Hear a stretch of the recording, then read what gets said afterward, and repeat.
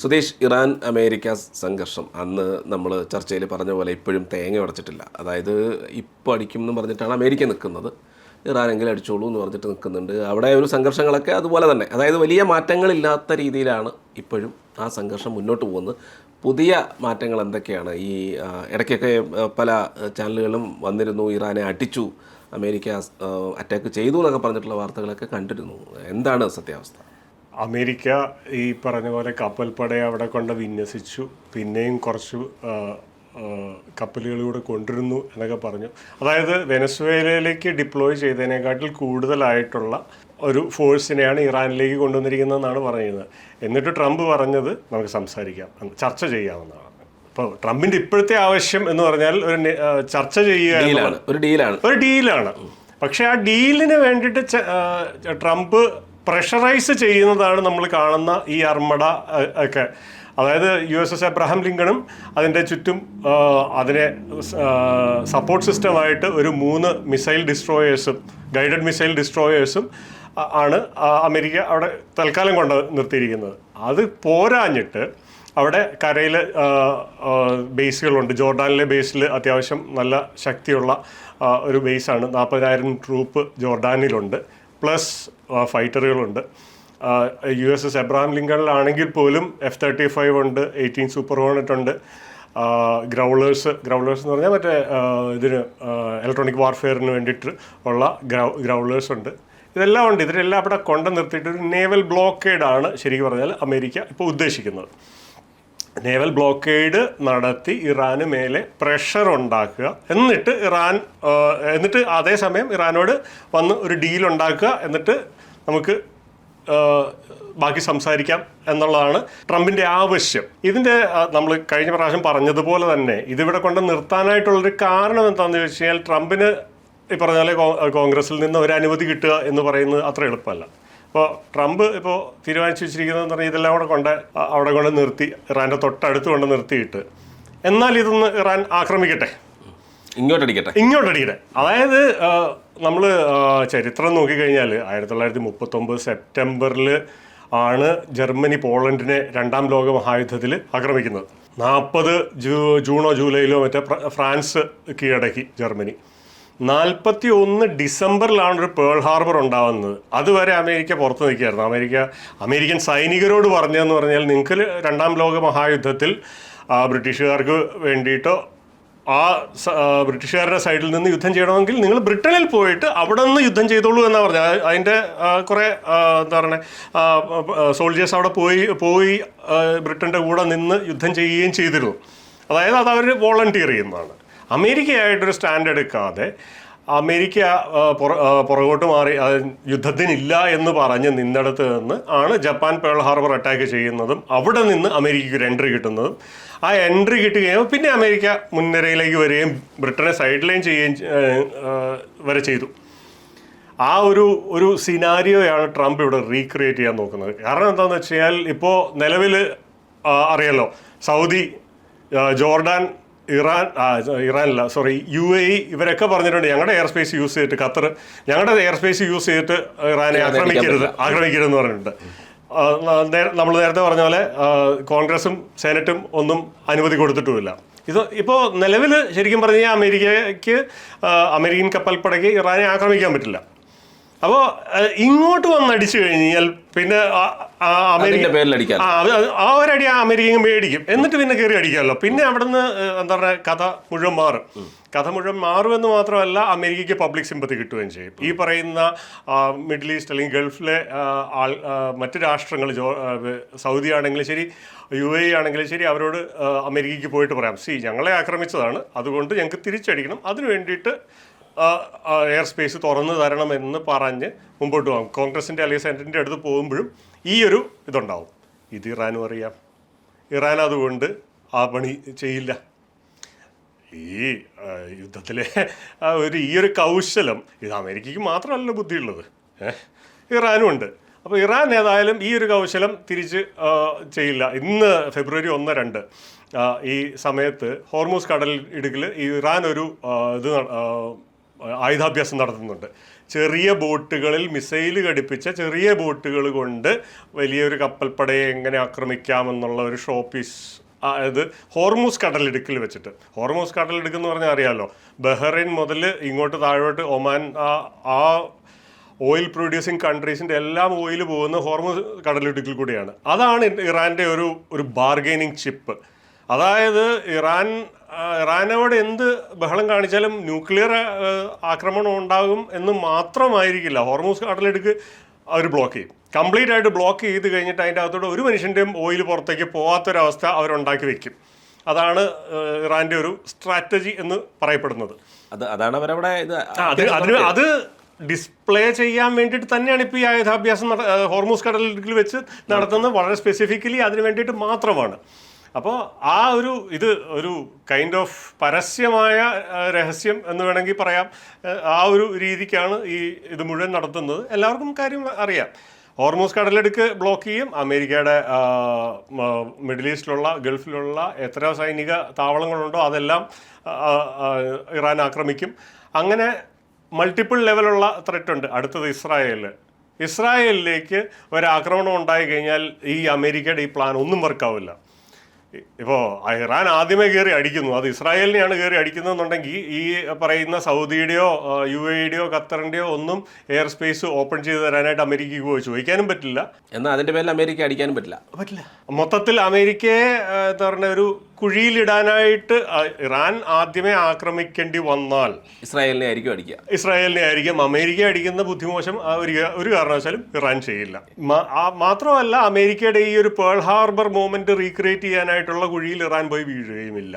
അതെ. അപ്പോൾ ഈ ഒരു സംഭവം, അതായത് ഇപ്പോൾ അടിക്കും, നാളെ അടിക്കും, പിന്നെ അടിക്കും എന്നൊക്കെ പറയുന്നുണ്ടെങ്കിലും ട്രംപ് ഇപ്പോഴും ശക്തമായി ഇറാനെ കൊണ്ട് സംസാരിപ്പിക്കുകയാണ് അതായത് ശക്തമായി ഇറാനെ കൊണ്ട് സംസാരിപ്പിക്കുകയാണ്. ഇറാന്റെ മേലിൽ ശക്തമായ ഒരു പ്രഷർ ടാക്ടിക്സ് ഇടാനായിട്ടാണ് നോക്കുന്നത്. പക്ഷെ actually it is not building pressure. Iran ഇത് മുഴുവൻ അറിയാമെങ്കിൽ പിന്നെ ഇറാൻ ഇതെന്താ പ്രഷർ, അമേരിക്ക ആദ്യമേ ആക്രമിക്കില്ല എന്ന് അറിഞ്ഞുകൊണ്ട് അവരവിടെ എങ്ങനെ വന്നതെന്ന് എന്താണെന്ന് വെച്ചാൽ കാണിച്ചിട്ട് പൊക്കോട്ടെ എന്ന് ഇറാൻ തീരുമാനിച്ചു കഴിഞ്ഞാൽ അമേരിക്കയുടെ ഈ ഒരു പ്രഷർ ടാക്ടിക്സിൻ്റെ അകത്ത് പ്രഷർ തന്നെ ഇല്ലാതാവില്ലേ? അതെ, ഒന്നും നടക്കാൻ പോകുന്നില്ല, ചെയ്യാൻ കഴിയില്ല. ഇൻ കേസ് ഇസ്രായേലിനെ ആക്രമിച്ചാൽ എന്തായിരിക്കും സംഭവിക്കുക? അമേരിക്കയുടെ സഹായം ഇല്ലാതെ ഇസ്രായേലിന് ചെയ്യാൻ എന്തെങ്കിലും ഒരു പരിധിക്കപ്പുറം ചെയ്യാൻ കഴിയുമോ? ഇസ്രായേലിനെ ആക്രമിക്കുക എന്ന് പറയുന്ന ഇസ്രായേലിനെ ഇറാൻ ആക്രമിക്കുക എന്ന് പറയുന്ന ഒരു മിസൈൽ അല്ലെങ്കിൽ ഡ്രോൺ ആ ഒരു ലൈനിൽ ആയിരിക്കും ഇസ്രായേലിനെ ആക്രമിക്കാൻ പോകുന്നത്. അതിനെതിരെ ഇസ്രായേൽ അവരവരുടെ പ്രതിരോധം സജ്ജമാക്കിയിരിക്കുക എന്നുള്ളേ ഉള്ളൂ. ആത്യന്തികമായിട്ട് സഹായമൊന്നും എന്താ പറയുക എല്ലാ കാലത്തൊന്നും എപ്പോഴൊന്നും കിട്ടിയെന്ന് വരില്ല. ഒരു ആക്രമണം കഴിഞ്ഞിട്ട് അമേരിക്ക എല്ലാം ആരും സഹായിച്ചിട്ടും പ്രത്യേകിച്ച് കാര്യമില്ല. ഇറാൻ ആക്രമിക്കുന്ന ആദ്യത്തെ ആക്രമണത്തിൻ്റെ ആ ഒരു വേളയിൽ ഇസ്രായേൽ തന്നെ പ്രതിരോധിക്കും. അതിനുശേഷം പിന്നെ അവിടെ നിന്ന് ബിൽഡ് ചെയ്ത് അമേരിക്ക ഉണ്ടാവും. ബാക്കി ആരൊക്കെ ഉണ്ടാവും എന്നുള്ളത് കണ്ടറിയണം കോശി. അതായത് ഇപ്പോൾ അമേരിക്ക അത്യാവശ്യം എല്ലാവരെയും വെറുപ്പിച്ച് നിർത്തിയേക്കുന്നത് അതാണ് ഈ പ്രശ്നം. ലോകക്രമം മാറി, പൊളിറ്റിക്സ് മാറി എന്ന് എല്ലാവരും പറയുമ്പോൾ ഇതിൻ്റെ ഒരു ആത്യന്തികമായ പ്രശ്നം എന്താണെന്ന് വെച്ചാൽ അമേരിക്ക മനുഷ്യരെ വെറുപ്പിച്ചുകൊണ്ടാണ് ഇതെല്ലാം മാറുന്നത്. ഈ ഒരു വേൾഡ് ഓർഡർ മാറുന്ന അമേരിക്ക മനുഷ്യരെ വെറുപ്പിച്ചു വെച്ചിരിക്കുന്നതുകൊണ്ടാണ്. പിന്നെ ഇറാൻ ഇസ്രായേലിനെ ആക്രമിക്കും എന്ന് എനിക്ക് വലിയ പ്രതീക്ഷയില്ല. കാരണം ഇറാനെ സംബന്ധിച്ചിടത്തോളം ഒരു യുദ്ധം ഒഴിവാക്കാനായിട്ടായിരിക്കും ഇറാൻ എന്നും നോക്കുക. അതാണ് ഇറാന് ലാഭകരവും. അതെ. ഇപ്പോൾ അമേരിക്കയുടെ സൈഡിൽ നിൽക്കാൻ ഈ പറയുന്ന പോലെ യൂറോപ്പിലെ ആരെങ്കിലും ഉണ്ടോ? ഈ പറയുന്ന പോലെ എല്ലാവരും വെറുപ്പിച്ചില്ലേ? എല്ലാവർക്കും പോയി താരിഫ് അടിച്ചു കൊടുത്തു, വെറുപ്പിച്ചു. നാറ്റോ ഏകദേശം ഇല്ലാതാക്കി. നാറ്റോ ആയിരുന്നല്ലോ ഇതിൻ്റെ അകത്തെ മെയിൻ സംഭവം. നാറ്റോ ഏകദേശം ഇല്ലാതാക്കി. ഇത്ര നാളും ഈ കനേഡിയൻ പ്രൈം മിനിസ്റ്ററെ ഗവർണർ എന്ന് വിളിച്ച് ആക്ഷേപിച്ചത് മാത്രമല്ല, അതിൻ്റെ അങ്ങാപ്പുറത്തെ കാര്യങ്ങൾ പോവുകയും കാനഡ ഇപ്പോൾ എന്താ പറയുക ബാക്കിയുള്ള കാര്യങ്ങൾ നോക്കാൻ തുടങ്ങി. കാനഡ ഇനിയിപ്പോൾ ഇന്ത്യയിലേക്ക് വരുന്നു, അടുത്ത FTA ക്രിയേറ്റ് ചെയ്യാനായിട്ട് ഇന്ത്യയിലേക്ക് വരുന്നു എന്നുള്ളതാണ് ഇപ്പോഴത്തെ നിലവിലത്തെ സിനാരിയോ. അപ്പോൾ ചുരുക്കി പറഞ്ഞാൽ അമേരിക്കയുടെ കൂടെ നിൽക്കാൻ ആരുമില്ല, വേണ്ട എന്നുള്ളതാണ് ശരിക്കും പറഞ്ഞാൽ അമേരിക്കയുടെ നിലപാട്. വേണമെന്നുണ്ടെങ്കിൽ പഞ്ചപുച്ഛമടക്കി തമ്പ്ര എന്ന് വിളിച്ചിട്ട് വായിക്കയും പൊത്തി നിൽക്കാനാണെങ്കിൽ അമേരിക്കയുടെ കൂടെ നിന്നാൽ മതി എന്ന ഒരു ആറ്റിറ്റ്യൂഡ് മനുഷ്യനെ എങ്ങനെ ഒരു അലയൻസിനെയൊക്കെ മുമ്പോട്ട് കൊണ്ടുപോകാനായിട്ട് സഹായിക്കും. ഒരു കാരണവശാലും സഹായിക്കും. അമേരിക്കയുടെ സൈഡിൽ നിന്ന് അമേരിക്ക ചിന്തിക്കുന്നത്, ഞാൻ ഒരു ഊഹം, ട്രംപിനെ സംബന്ധിച്ച് ആളൊരു ബിസിനസ്മാനാണ്. അപ്പോൾ ഈ പറയുന്ന പോലെ ഈ നാറ്റോ ഇതൊക്കെ ഉണ്ടാക്കിയൊക്കെ കൊണ്ടുവരുന്നുണ്ടല്ലോ, ആക്ച്വലി ചിലവ് മൊത്തം അമേരിക്ക കാണല്ലോ. ഈ പറയുന്ന സംവിധാനങ്ങൾക്കൊക്കെ സത്യം പറഞ്ഞാൽ ചിലവ് കൊടുക്കേണ്ടത് അമേരിക്കയുടെ അവസ്ഥയാണ്. അതെ, ഒരു പരിധി വരെ. അങ്ങനെ അതിൻ്റെ അകത്തൊന്നും ഞാൻ യാതൊരു ആക്ഷേപവും പറയുന്നില്ല. പക്ഷെ ആൾക്കാളായിട്ട് വേണ്ടേ ഇത്ര നാള്? അല്ലെ, ഇതിപ്പം കഴിഞ്ഞ ഇറാഖ് ആയാലും അഫ്ഗാനിസ്ഥാൻ ആയാലും അമേരിക്ക എവിടെ പോയി എന്ത് ഇടങ്കോലിട്ട് കഴിഞ്ഞാൽ ആ കൂടത്തിൽ ചാടി ഇറങ്ങി കുറെ പട്ടാളക്കാരെയും പറഞ്ഞു വിട്ടുകൊണ്ടിരുന്ന രാജ്യങ്ങളാണ് UK-യും കാനഡയും ഓസ്ട്രേലിയയും ഒക്കെ. എല്ലാവരും വെറുപ്പിച്ചില്ലേ? എല്ലാവർക്കും താരിഫ് അടിച്ചു കൊടുത്ത് വെറുപ്പിച്ചു. യൂറോപ്പ് പിന്നെ അത്രയ്ക്കില്ല. പക്ഷെ എന്നാൽ പോലും ഫ്രാൻസ് ആണെങ്കിലും ശരി, മറ്റേ ജർമ്മനി ഇല്ലായിരുന്നു. ഫ്രാൻസ് ഒക്കെ അവരുടെ പട്ടാളക്കാരെ എല്ലാ യുദ്ധങ്ങൾക്കും പറഞ്ഞു വിട്ടിരുന്നതാണ്. അപ്പോൾ ചുരുക്കി പറഞ്ഞു കഴിഞ്ഞാൽ ആ ഫ്രാൻസിന്റെ ഒക്കെ എന്തുമാത്രം വെറുപ്പിച്ചു എന്നുള്ളത് ഓർക്കണം. ചുമ്മാ മനുഷ്യനെ ട്രംപ് ഒരു ഹൈ ഹാൻഡഡ് നെഗോസിയേഷൻ ടാക്ടിക്സ് ആണ് ട്രംപ് എല്ലായിടത്തും ഉപയോഗിക്കുന്നത്. ഈ ഹൈ ഹാൻഡഡ് നെഗോസിയേഷൻ ടാക്ടിക്സ് ബിസിനസ്സിൻ്റെ അകത്തൊരു അഡ്വാൻറ്റേജ് ഉള്ള സമയത്ത് ശരിയാണ്, വേണമെന്നുണ്ടെങ്കിൽ വന്ന് എൻ്റെ അടുത്ത് ഒരു ഡീലൊക്കെ ഉണ്ടാക്കിയിട്ട് പൊക്കോ ആൻഡ് ഗെറ്റ് ബെനിഫിറ്റഡ് എന്ന ഒരു ലൈനിലാണ് ട്രംപിൻ്റെ ഈ ഡിസ്കഷൻ മുഴുവൻ. പക്ഷേ ഡിപ്ലോമസി ഒരു ടാക്ടിക്സിന് പറ്റിയ സ്ഥലമല്ല. അത് ബിസിനസ്സിൻ്റെ അകത്ത് ഇപ്പോൾ ഞാൻ പറയട്ടെ, മൈക്രോസോഫ്റ്റ് പോലെയുള്ള ഒരു ഗ്ലോബൽ ജയൻറ്റ് അല്ലെങ്കിൽ ആപ്പിൾ പോലുള്ള ഒരു ഗ്ലോബൽ ജയൻറ്റ് ഒക്കെ ആണെന്നുണ്ടെങ്കിൽ ശരിയാണ് ഇങ്ങനെ ഒരു ഹൈ ഹാൻഡഡ്, അതായത് അവർക്ക് വ്യക്തമായ മേൽക്കൈ ഉണ്ട്, ഇയാൾ അല്ലെങ്കിൽ വേറൊരു കമ്പനി നമുക്ക് വെണ്ടറായിട്ട് വരും എന്നുള്ള സ്ഥലത്തൊക്കെ ആണെന്നുണ്ടെങ്കിൽ ശരിയാണ് ഈ high handed business tactics work ചെയ്യും. ട്രംപിൻ്റെ ഉപജാപക വൃന്ദവും കൂടെ ഈ ഹൈ ഹാൻഡഡ് ബിസിനസ് ടാക്ടിക്സ് ആണ് ഡിപ്ലോമസിക്കകത്ത് കൊണ്ട് വെച്ചിരിക്കുന്നത്. സംഗതി ശരിയാണ്, അമേരിക്ക ഏറ്റവും വലിയ പട്ടാളത്തിൻ്റെയൊക്കെ ഉടമയാണ്, ഭയങ്കര ശക്തിയൊക്കെ ഉണ്ട്. പക്ഷെ പൈസ വേണ്ടേ? ഓരോ 75 ദിവസത്തിനും $1 ട്രില്യൺ വെച്ച് കടം എടുത്തുകൊണ്ടിരിക്കുന്ന രാജ്യമാണ് അമേരിക്ക. അവരുടെ കയ്യിൽ പൈസ വേണ്ടേ? ശരിയാണ്, നാറ്റോയുടെ ചിലവ് മുഴുവൻ അമേരിക്കയാണ് എടുക്കുന്നത്. ബാക്കിയുള്ള രാജ്യങ്ങളോട് എടുക്കാനൊക്കെ പറഞ്ഞത് മയത്തിലൊക്കെ പറഞ്ഞാൽ കൊണ്ടുപോയാൽ പോരായിരുന്നോ? എന്തിനാ വെറുപ്പിക്കണേ? ഈ അമേരിക്ക ഇപ്പോൾ പറഞ്ഞേക്കുന്നത് ഇറാനുമായിട്ടുള്ള ബന്ധം ഇന്ത്യ ഉപേക്ഷിക്കണമെന്നാണ്. അങ്ങനെയും കൂടെ ഈ അടുത്ത സമയത്ത് അങ്ങനെ പറഞ്ഞിട്ടുണ്ട്. അതായത് ഇറാൻ അകന്ന് നിൽക്കണം എന്ന് പറയുന്നുണ്ട്. അതിൻ്റെ കാരണം എന്താണെന്ന് വെച്ച് കഴിഞ്ഞാൽ വെനസ്വേല, ഇറാൻ, അതുപോലെ തന്നെ റഷ്യ, ഈ ഓയിൽ ഡീലുകൾ മുഴുവൻ നടന്നിരുന്നത് ഡോളർ അല്ലാത്ത നോൺ ഡോളർ ആയിട്ടുള്ള ക്യാഷ് വെച്ചിട്ടാണ്. അപ്പോൾ വെനസ്വേല പിടിച്ചെടുത്ത് കഴിഞ്ഞപ്പോഴത്തേക്കും വെനസ്വേലയിൽ പ്രൊഡ്യൂസ് ചെയ്തുകൊണ്ടിരുന്ന ഓയിലിൻ്റെ 5% മറ്റാണ് ചൈനയ്ക്ക് വിറ്റുകൊണ്ടിരുന്നതെന്നാണ് എല്ലാവരും പറഞ്ഞുകൊണ്ടിരുന്നത്. പക്ഷെ അത് പേപ്പറിൽ കാണുന്ന ഒരു നമ്പർ മാത്രമായിരുന്നു. ചൈനയുടെ ഷാഡോ ഫ്ലീറ്റ്സ് ഉണ്ടായിരുന്നു. അവർ ഈ പറഞ്ഞ പോലെ വെനസ്വേലയിൽ നിന്ന് ഇത് ക്രൂഡ് കൊണ്ടുപോകുമായിരുന്നു. പക്ഷേ അത് രേഖകളിലില്ലായിരുന്നു. അതിൻ്റെ മുഴുവൻ പേയ്മെൻറ്റും ഡോളറിൻ്റെ പുറത്തുള്ള കറൻസി വെച്ചിട്ടാണ് നടന്നുകൊണ്ടിരുന്നത്. വെനസ്വേല ബ്ലോക്ക് ചെയ്ത് കഴിയുമ്പോഴത്തേക്കും ചൈനയുടെ എനർജി റിക്വയർമെൻറ്റിൻ്റെ നല്ലൊരു ശതമാനം അവിടെ ബ്ലോക്കായി. പ്ലസ് അടുത്തത് ഇറാനിൽ കഴിഞ്ഞ പ്രാവശ്യം B-2 ബോംബർ വന്ന് ബോംബിട്ടിട്ട് ട്രംപിൻ്റെ ഒരു ട്വീറ്റ് ഉണ്ടായിരുന്നു, ഞാൻ ബോംബിട്ടിട്ടുണ്ട്, ഇനി ഇറാൻ്റെ അടുത്ത് നിന്ന് എണ്ണ മേടിക്കുക കേട്ടോ ചൈന എന്ന് പറഞ്ഞിട്ട് ഒരു ഇതുണ്ടായിരുന്നു. ഇതിൻ്റെ മെയിൻ 1 ആയിട്ട് ശരിക്കും പറഞ്ഞാൽ ട്രംപ് ശ്രമിച്ചുകൊണ്ടിരിക്കുന്നത് ഈ ചൈനയ്ക്ക് പോകുന്ന എണ്ണയുടെ ഒരു തോത് കുറയ്ക്കുക എന്നുള്ളതാണ്. റഷ്യയുടെ അടുത്തു നിന്നാണെങ്കിൽ പോലും സാങ്ഷനൊക്കെ കൊടുത്തിട്ട് അത്രയ്ക്ക് അങ്ങോട്ട് എഫക്റ്റീവായില്ല. ഇൻഷുറൻസും ബാക്കിയുള്ള സംഗതികളെല്ലാം കട്ട് ചെയ്ത് കഴിഞ്ഞപ്പോഴും സ്വന്തമായിട്ട് കപ്പലുള്ള ചൈന അവിടെ നിന്ന് പോയി സാധനം എടുക്കുന്നുണ്ട്. പക്ഷെ എന്നാൽ പോലും ചൈനയുടെ വേറൊരു മെയിൻ ആയിട്ടുള്ളൊരു കാര്യം കൂടെ ഇതിൻ്റെ കൂടെ കൂട്ടി വായിക്കേണ്ടതെന്ന് പറഞ്ഞാൽ, ചൈനയ്ക്ക് ഹൈഡ്രോ ഇലക്ട്രിക് പ്രോജക്റ്റുകളുണ്ട്, ന്യൂക്ലിയർ ഇലക്ട്രിക് പ്രോജക്റ്റുകളുണ്ട്. പക്ഷേ എന്നാൽ പോലും ഇപ്പോഴും ചൈനയുടെ ഉൽപ്പാദിപ്പിക്കുന്ന ഇലക്ട്രിസിറ്റിയുടെ നല്ലൊരു ശതമാനവും ഇത് ഓയിൽ വഴി ഉള്ള തെർമൽ അല്ലെങ്കിൽ ഡീസൽ പോലുള്ള ജനറേറ്റർ പോലുള്ള സോഴ്സുകളിൽ നിന്നാണ് ഇതെല്ലാം ഇലക്ട്രിസിറ്റിയിൽ നല്ലൊരു പങ്കും ജനറേറ്റ് ചെയ്തുകൊണ്ടിരിക്കുന്നത്.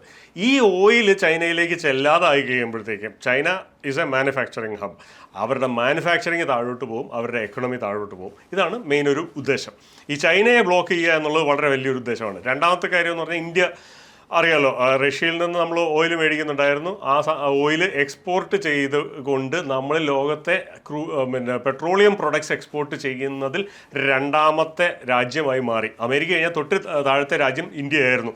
അങ്ങനെ ആ ഒരു സ്ഥിതിയിൽ നിൽക്കുന്ന സമയത്താണ് നമുക്ക് മറ്റേ സാങ്ഷനും മറ്റേ ഗ്രീക്ക് ഫ്ലീറ്റ് നമ്മളോട് ഇനി നമ്മളെ കൊണ്ട് ട്രാൻസ്പോർട്ടേഷൻ ലോജിസ്റ്റിക്സ് പറ്റില്ല എന്ന് പറയുകയും, കാരണം ലൂക്കോയിലിനും റോസ്നെഫ്റ്റിനും സാങ്ഷൻ അടിച്ച് കഴിയുമ്പോൾ അവിടെ നിന്ന് ആ കമ്പനികളിൽ നിന്ന് ഗ്രീക്ക് ഫ്ലീറ്റ് വഴി ഇത് കൊണ്ടുവന്നാൽ ഗ്രീക്കുകാർക്ക് സാങ്ഷൻ വരും, പകരുമല്ലോ. ഈ സാങ്ഷൻ എന്ന് പറയുന്ന സാധനം പകരുന്ന ഇതാണ്, പകരുന്ന ഒരു അസുഖമാണ് ശരിക്കും പറഞ്ഞാൽ. അപ്പോൾ അതുകൊണ്ട് തന്നെ ആ പകർച്ചവ്യാധി ഒഴിവാക്കാനായിട്ടാണ് ഗ്രീസ് ഇതിൻ്റെ അകത്തുനിന്ന് മാറുകയും നമുക്ക് വരുന്ന ഓയിലിൻ്റെ അളവിലൊരു ചെറിയ കുറവുണ്ടാവുകയും ചെയ്തിരിക്കുന്നത്.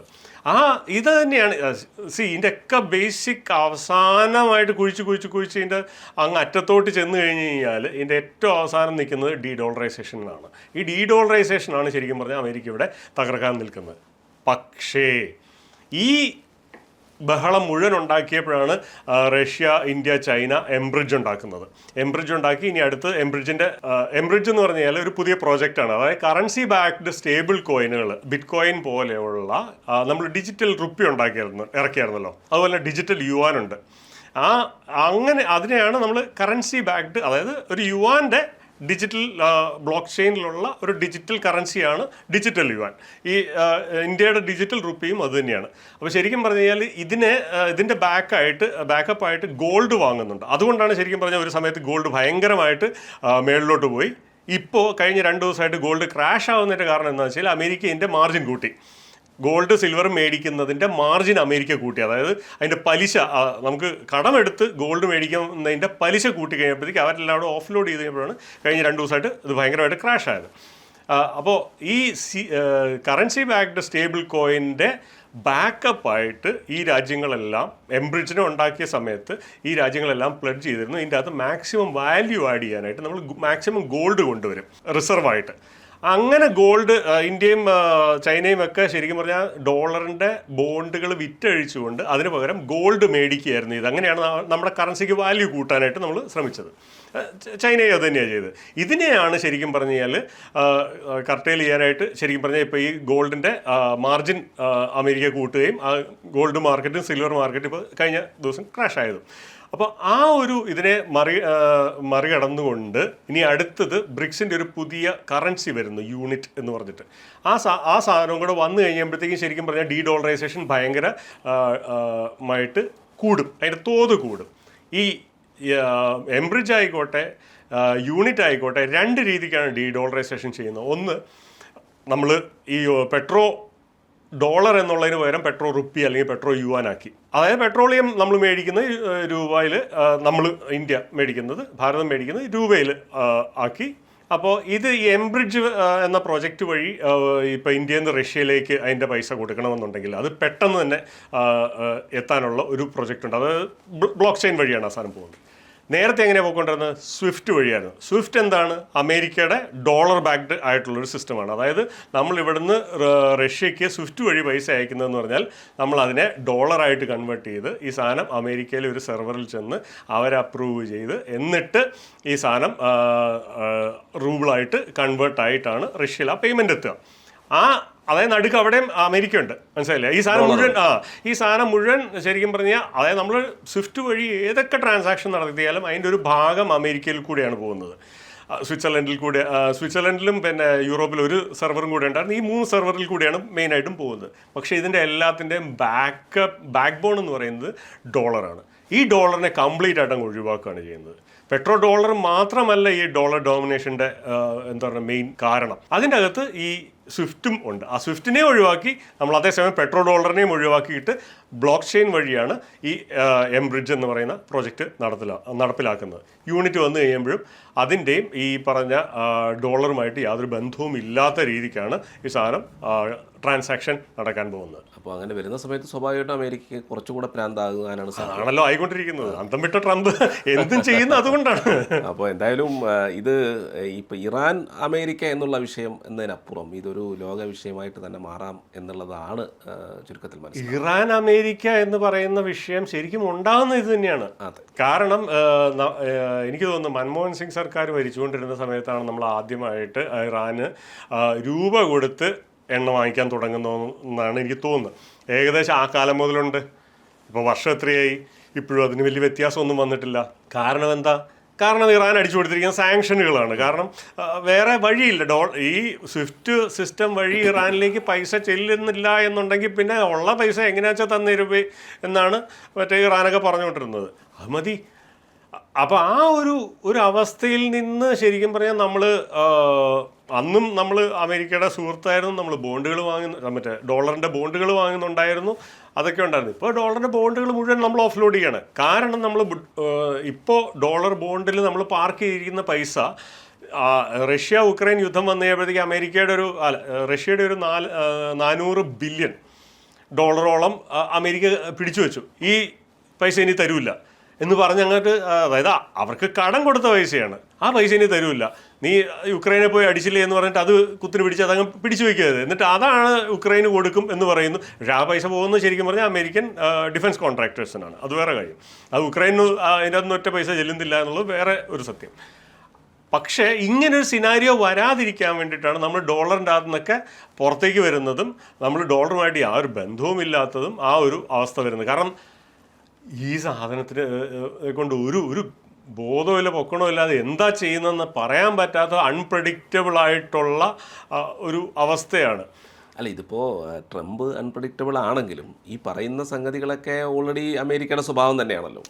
ട്രംപിന് മുമ്പും അത് തന്നെ ട്രംപ് കുറച്ചൊരു ഭ്രാന്ത് സ്വഭാവം കാണിക്കുന്നു എന്നുള്ളതല്ല, അത് ആക്ച്വലി അമേരിക്കയുടെ സ്വഭാവം. അതായത് ഈ പറയുന്ന പോലെ നാട്ടിൻപുറത്തെ കടുത്ത ബ്ലേഡുകാരൻ്റെ സ്വഭാവം തന്നെയാണ്. നീ തന്നാൽ നീ തരത്തില്ല, തിരിച്ചു തരത്തില്ല, നീ അവനോട് വേണ്ടിയാൽ ഞാൻ നിനക്ക് പിന്നെ പൈസ. ഇതൊരു രാജ്യം എന്തായാലും ഈ ഒരു ഇതുകൊണ്ടാണ് മറ്റേ ശശി തരൂർ പറഞ്ഞത് ഇതിനു മുമ്പുണ്ടായിരുന്ന അമേരിക്കൻ പ്രസിഡൻസിനൊക്കെ ഒരു ക്ലാസ് ഉണ്ടായിരുന്നു, ഇങ്ങനെ അതേ ഇല്ല എന്ന് തരൂർ പറഞ്ഞത്. എന്തായാലും നേരത്തെ നമ്മൾ പറഞ്ഞ പോലെ എപ്പോഴും പറയുന്ന പോലെ ഈ ഒരു ലോകക്രമത്തിന് കാത്തിരിക്കുക എന്നുള്ളതല്ലാണ്ട് നമുക്ക് ഇന്ത്യക്കും നമ്മുടെ കാര്യങ്ങൾ നോക്കുക എന്നുള്ളതല്ല. നമ്മൾ പിന്നെ സൈലന്റ് ആയിട്ട് നമ്മുടെ കാര്യം നോക്കുന്നുണ്ട്.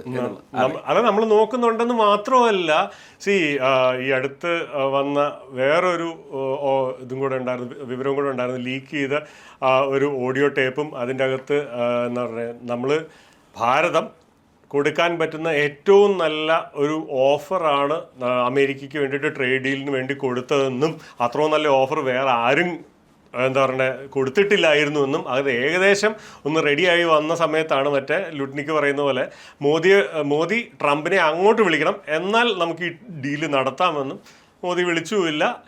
അതിൻ്റെ അകത്ത് മെയിനായിട്ട് മറ്റേ നവാറോ, JD വാൻസ്, ട്രംപ് തന്നെയും ഇവർ 3 പേരുമാണ് അമേരിക്കയും ഇന്ത്യയുമായിട്ടുള്ള ട്രേഡ് ഡീൽ നടക്കാതിരിക്കാനുള്ള കാരണമെന്നും പറഞ്ഞിട്ട് ഒരു ലീക്ഡ് ഓഡിയോ വന്നിട്ടുണ്ട്. അതിൻ്റെ അകത്ത് ശരിക്കും പറഞ്ഞാൽ അമേരിക്കക്കാർ തന്നെ പറയുന്നതെന്ന് പറഞ്ഞാൽ എന്തുകൊണ്ടാണ് ഇത് നടക്കാത്തതെന്നുള്ള അവർക്ക് ഇതുവരെ മനസ്സിലായിട്ടില്ല. പക്ഷേ ഈ 3 പേരാണ് ഇതിനെതിരെ നിൽക്കുന്നത് എന്നുള്ളത് എല്ലാവർക്കും ഉറപ്പാണ് എന്നാണ് പറഞ്ഞത്. അതായത് ഇതിൻ്റെ അകത്ത് നമ്മൾ ഇതുവരെ കേൾക്കാത്തതും അറിയാത്തതുമായിട്ടുള്ള എന്തൊക്കെയോ കുറേ കാരണങ്ങളുണ്ട്. പക്ഷേ നമുക്കിവിടെ ഇരുന്ന് ഊഹിക്കാം എന്നുള്ളതേ ഉള്ളൂ. ഇത് പറഞ്ഞ പോലെ കാത്തിരിക്കാം.